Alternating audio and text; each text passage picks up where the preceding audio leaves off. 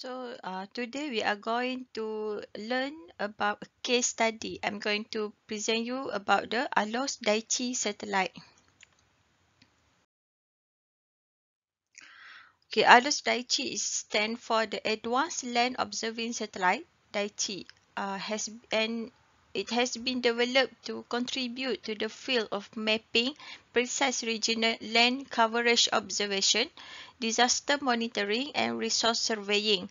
It enhanced land observation technologies acquired through the development and operation of its predecessors, the Japanese Earth Resource Satellite 1 or JERS 1 and the Advanced Earth Observing Satellite ADIOS or Midori. The ALOS-Daichi is equipped with the panchromatic L-band synthetic aperture radar or PULSAR 2 as an observation device. The synthetic aperture radar has a special feature of being able to observe regardless of time, day and night and weather. With the L-band radar, the PULSAR 2 has an advantage in capturing conditions of land deformation, forestry and vegetation. Japan has been accumulating technology and know-how for the L-band SAR field and has been leading the world in this area. Compared to the Daichi, one with 3 sensors, 2 optical and 1 microwave device were on board.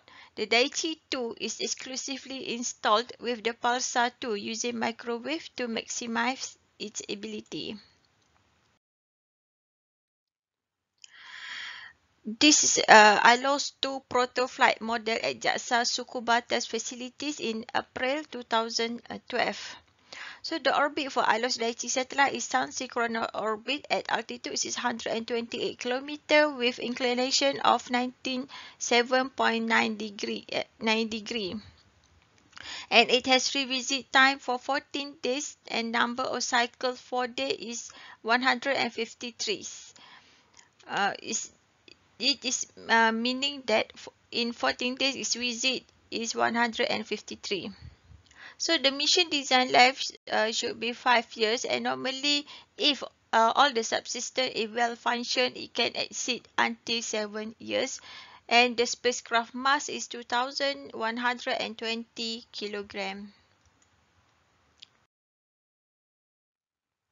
Daichi ALOS-2 is equipped with a global leading L-band PSAR or known as PULSAR 2 to conduct a health check mainly of the Earth-land areas in details. The observation performance has been improved to more promptly conduct accurate observation of the surface while maintaining a wide observation band. Hence, it will acquire more useful data that is directly related to our safe life, as it can observe not only diastrophism but also flood or landslide caused by a natural disaster such as a storm or a gale accurately in a timely manner. Its predecessor Daichi responded to many requests for a disaster monitoring from overseas, and as a result Japan was able to receive a lot of image data from foreign satellites in return, in addition to those taken by the Daichi when they were hit by the Great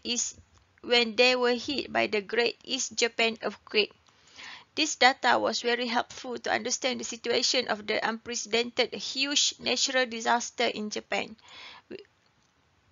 They would like to maintain the international cooperation framework with the Daichi 2, which observe what covers land surface, and the phase array type L-band synthetic aperture radar, which enable day and night and all-weather land observation.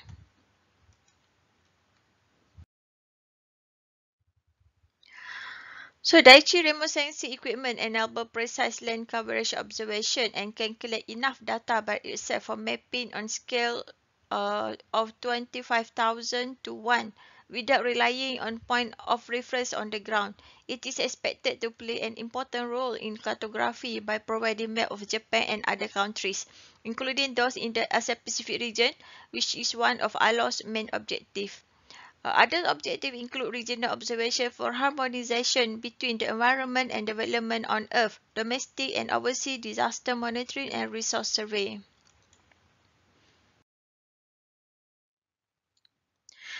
This another sensor for the ALOS-Daichi satellite called compact infrared camera. This one is a technology demonstration with commercial off-the-shelf or COTS technology developed by Mitsubishi Electric Corporation. And this camera objective is to provide infrared imagery for wildfire detection. This is another sensor on board called SPICE-2 or Space-Based Automatic Identification System Experiment 2. Also for the technology demonstration.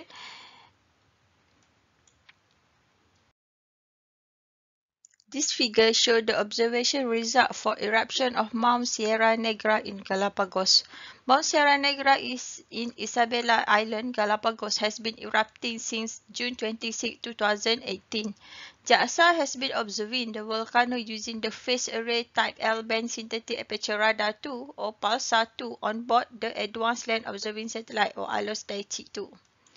This figure shows an interferogram using the ALOS-2 pulsar scan-SAR mode data acquired on June 29 and May 18 on 2018.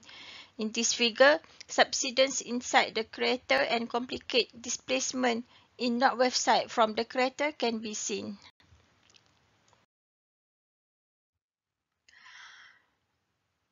Okay, this is Larsen, one of the huge ice shelf in Antarctica. Larsen A and B experienced their destruction in 1995 and 2002 respectively. The Larsen ice shelf affect the ice loss in West Antarctica and its contribution to global sea level rise. Therefore, many glaciologists have paid much attention to their dynamic. On 12 July 2017, a large iceberg separated from Larsen sea ice shelf, whose mass is estimated to be 1 trillion ton. Its surface area is about 5,800 kilometers square. Due to its size, the ALOS-2 scan-SAR mode is suitable for capturing the entire portion of the iceberg. Overview of update events show that a huge iceberg detached from Larsen Sea ice shelf in Antarctic Peninsula on 12 July 2017. An ALOS-2 scan-SAR observation on 21st July 2017 revealed the entire portion of the detached iceberg. The observation image on 4th August 2017 shows that iceberg was pushed back toward the ice shelf by sea ice. The observation image on 4th September 2017 shows that the iceberg again started to be away from the ice shelf. And the observation image on 29 September 2017 shows that the distance between the ice shelf and iceberg was larger than 20 kilometers. And on January 28, January 2016, JAXA developed a whole globe forest map on 25-meter resolution global forest non-forest map using Daichi 2 using the sensor on board on ALOS-Daichi 2 and release it for today for free of charge for achieving a long-term objective of controlling global warming that was set by the UN COP21 held in Paris in December 2015. It is imperative to globally understand and maintain forests, which are an important source of absorbing carbon dioxide. This image shows the deforestation on Borneo Island observed between 2010 and 2015 based on observation by synthetic aperture radar on the ALOS-Daichi 1 and Daichi 2. So that's all. Thank you.